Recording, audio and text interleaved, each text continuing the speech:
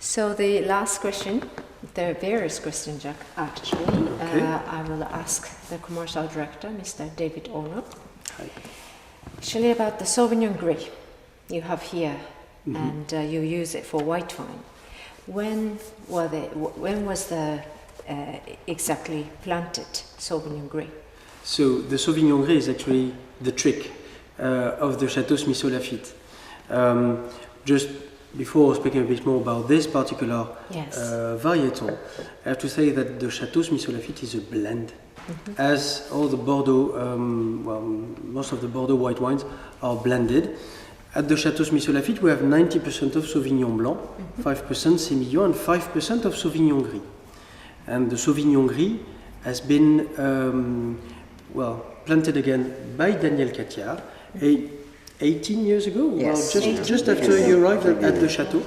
That was a quite misunderstood varietal because it was grown pretty widely in Bordeaux, but a long time ago, but used to produce some wines pretty neutral because the skin is a bit pink, is a bit colored, and actually winemakers used to harvest the grapes when they was just starting changing of color. Yes. And so actually it wasn't the right moment to do that. You have to wait for the fruits to be mature, and so that's a bit after the veraison.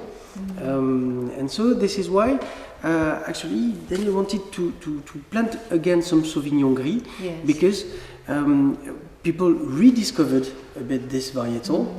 And actually they also noticed that it can give some structure to the wine, some fat and also some white fruit flavors.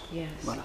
And it also helps the wine to age properly. So just 5% of it in the final blend of Smith Lafitte, that's enough to have the hints given by the varietal and keeping the freshness of the Sauvignon Blanc and the typicity of the fossil that we have on the very specific soil where the white varietals are planted. Yes, I see. Okay. But then, Madame Catiard, you decided to plant this Sauvignon Gris.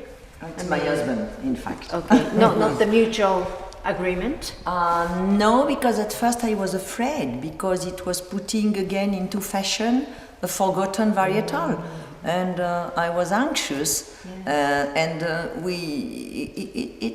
it's like salt or pepper or spices, you know. If you put more than 5%, could be coarse. If you put less, it would be a selling boat in the night. So you have to find the perfect balance. I see. But I am an artist. That's a very easy explanation to understand. Yes, Good. Thank you very much. Good. So, Mr. David Ornan, could you explain the difference between Sauvignon Blanc and the Sauvignon Gris? Actually, that's two different varietals, cousin, but really different. The difference is not only the color; that's also with the shape of the bench and the type of the leaves. They are pretty close, but different, and the expression of the varietal in the wine, you know, is quite typical as well. The difference in the flavors, you know, the Sauvignon Blanc will give all the minerality, the liveliness to the wine, and also all the citrus side. So that's very expressive in the first years after the vintage, and then after a few years, you have the Sauvignon Gris, which starts to express itself through the wine. And so you have a wine which is more round, more complex, but that's the evolution of the blend, actually, of all the varietals. But generally, the first year after the vintage, the Sauvignon Blanc, you know, is a bit dominant. Yes. And then the Sauvignon Gris appears with its action on the texture of the wine and also on the flavors, and well, with the helps. Actually, it provides to the wine to age. Okay, all right. Meaning of the blend, the blend of Sauvignon Gris, Sauvignon Blanc. Why do you blend? Well, that's a specificity of Bordeaux, and I think we blend reds, we blend white because we are always looking for a balance, a true expression of the terroir. And we are lucky to have a mosaic of terroir.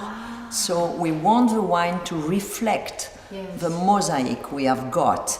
It's not, in Bordeaux, you may have noticed that we have not very small estate.